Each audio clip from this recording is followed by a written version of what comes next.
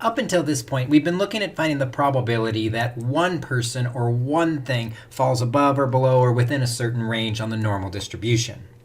However, most of the time in statistics, we're actually working with samples where we collect many data values and average them or find a proportion.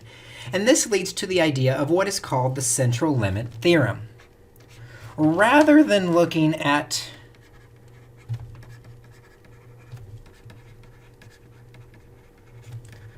the probability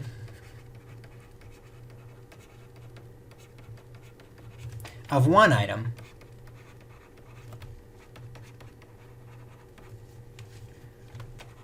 we want to know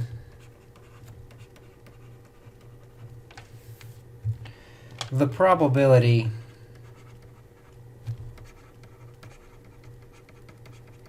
that our sample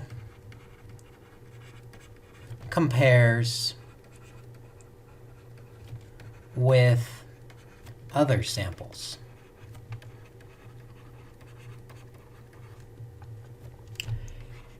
And what's interesting that as we do this, when we have a large enough sample,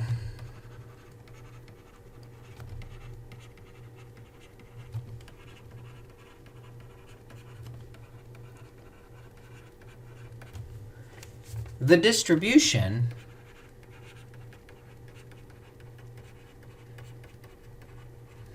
tends to become more normal. In other words, the distribution doesn't even have to start out as a normal distribution, but as our samples get larger and larger, the distribution of those samples becomes more and more normal. The idea behind it is that while one extreme value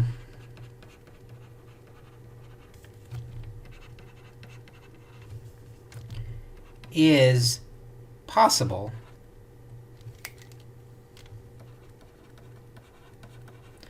or maybe it's better to say not unlikely,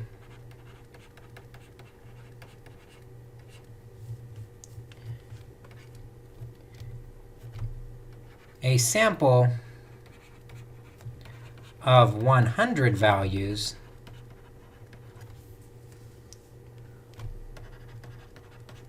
would not likely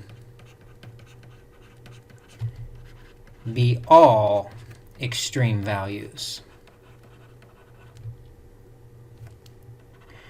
In other words, the extreme values are averaged in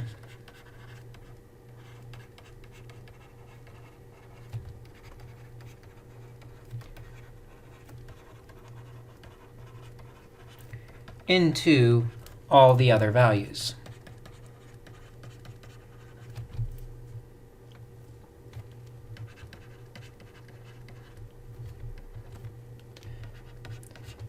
What this does then is it tells us that the larger the sample size,